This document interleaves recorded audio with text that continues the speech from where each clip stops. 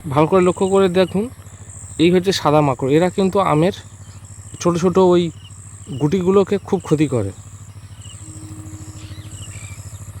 এই দেখুন, এটা হলো আমের খুব ক্ষতিকারক একটা মাকড় আর কি।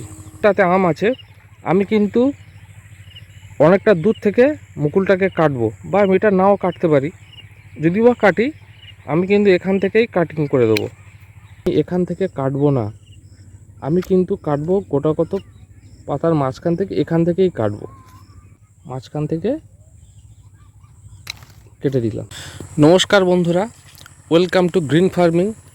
আজকের ভিডিওতে আপনাদেরকে শেয়ার করব মিরাকুলাম কখন ব্যবহার করা যায় আর কি, বা করলে ভালো হয়। ব্যক্তিগতভাবে আমি মনে করি এই সময় মিরাকুলানটা ব্যবহার করলে সব থেকে ভালো হবে। দেখুন, গুটিটা আমার এরকম সাইজ হয়েছে, আর মিরাকুলানটা হলো একটা পিজিআর, প্ল্যান্ট গ্রোথ রেগুলেটর। মানে গাছের একটু বৃদ্ধি হবে, ফুল ফলের একটু বৃদ্ধি হয়। তো যেহেতু গুটি থেকে সবে দেখুন আম ধরেছে ছোট ছোট সাইজের, দেখুন কত সুন্দর। এটা 12 মাসি আম গাছ। এটা এই গাছটার বয়স ওই 4 বছরের মতন, 3 বছর থেকে 4 বছর আর কি। তো দেখুন ভালোই গুটি ধরেছে, প্লাস সাইড আবার মুকুল আসছে। সবাই এই রকম একটা 12 মাসি গাছ চায় আর কি। আমিও চেয়েছিলাম যে আম ধরবে, আবার মুকুল আসবে। তো অন্যান্যভাবে কীভাবে যত্ন করতে হয় সেগুলো অন্যান্য ভিডিওতে দেখেছি, যে গোড়া থেকে, গাছের গোড়াতে কী দিতে হয় না, গাছের গোড়ায় আমি দেখাই তো আরেকবার। এখানে আমি গোবর সার দিয়েছিলাম, খোল আর হিউমিক অ্যাসিড ওখানেই দিয়ে ব্যবহার করেছিলাম। আচ্ছা, আর যখন নতুন পাতা বা মুকুল আসবে সেই সময় একতারা ব্যবহার করতে বলেছিলাম, বা আমিও ব্যক্তিগতভাবে একতারা ব্যবহার করি। আর এই গুটি যখন ধরে যাবে, দেখুন গুটি এই সময় ধরে গেছে, গুটি সেট হচ্ছে, তো এই সময় একটু বোরন স্প্রে করতে হবে, বোরন। ব্যাস, বাকি একটু কিছুদিন, এই গরম তো এখন, মাঝে মাঝে শুধু সিম্পল জল স্প্রে করতে হবে। আর যখন গুটিটা এই রকম পর্যায়ে আসবে আর কি, দেখুন ছোট ছোট আমে পরিণত হবে, এই সময় একবার পিজিআর ব্যবহার করতে পারেন। এই সময় পিজিআর ব্যবহার করব। দেখুন কত সুন্দর গুটি ধরেছে, ছোট ছোট আম ধরেছে। আর যে মুকুলগুলোতে আম নেই সেগুলো কিন্তু আমাদেরকে কাটতে হবে। ধরুন এই মুকুলটাতে আম নেই, কিন্তু এই মুকুলটার পাশের মুকুলে আম আছে, তো সুতরাং এটাতে কিন্তু আমি কাটবো না।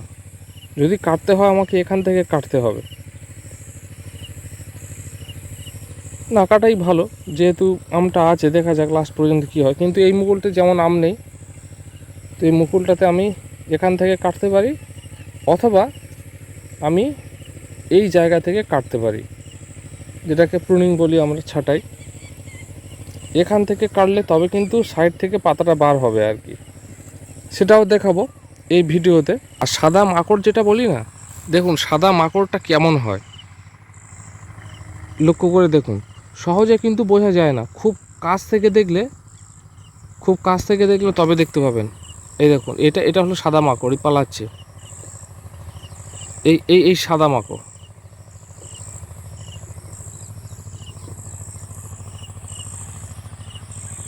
ভালো করে লক্ষ্য করে দেখুন, এই হচ্ছে সাদা মাকড়। এরা কিন্তু আমের ছোট ছোট ওই গুটিগুলোকে খুব ক্ষতি করে। এই দেখুন, এটা হলো আমের খুব ক্ষতিকারক একটা মাকড় আর কি।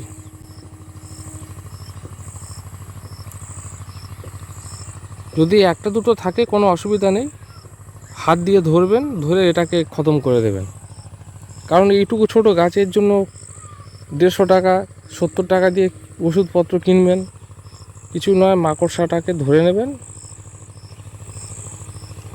এই দেখুন, ওই পালাতে যাচ্ছে, এইভাবে ধরে নিয়ে বাইরে দূরে ছুঁড়ে ফেলে দেবেন, ও কিছুই করতে হবে না। আরেকটা জিনিস দেখাই, গুটি দেখুন সাইজ, দেখুন কত সুন্দর সাইজ হয়েছে।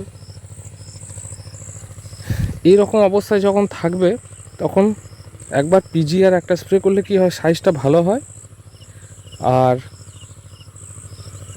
গাছটাও একটু হেলদি থাকে আর কি, আর জলটা সবসময় মেনটেন করবে। আর দেখুন আমি কিভাবে গাছটাকে ছাঁটাই করছি।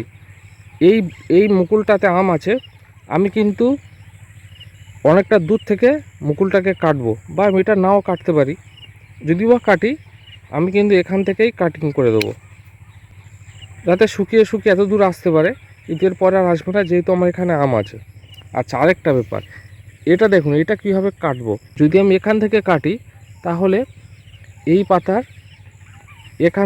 এখান থেকে মুকুল আসার সম্ভাবনা আছে।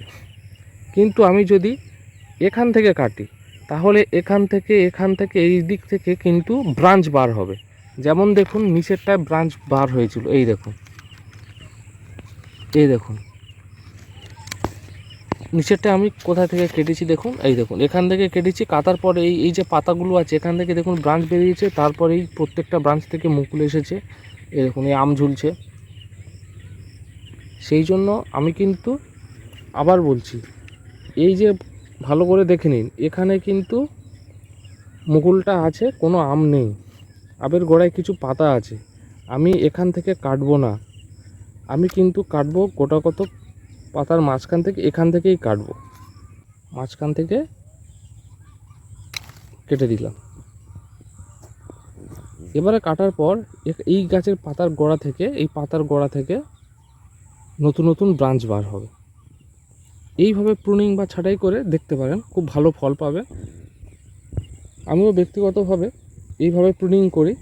তো প্রত্যেকটা গাছের গোড়া আপনারা দেখতে পাবেন যে মানে মুকুলের গোড়া থেকে 2, 3, 4টে করে সব ব্রাঞ্চ হয়েছে আর কি।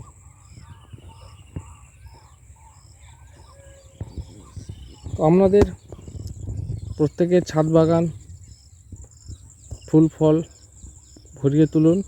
সকলে সুস্থ থাকবেন, ভালো থাকবেন। সকলকেই ধন্যবাদ।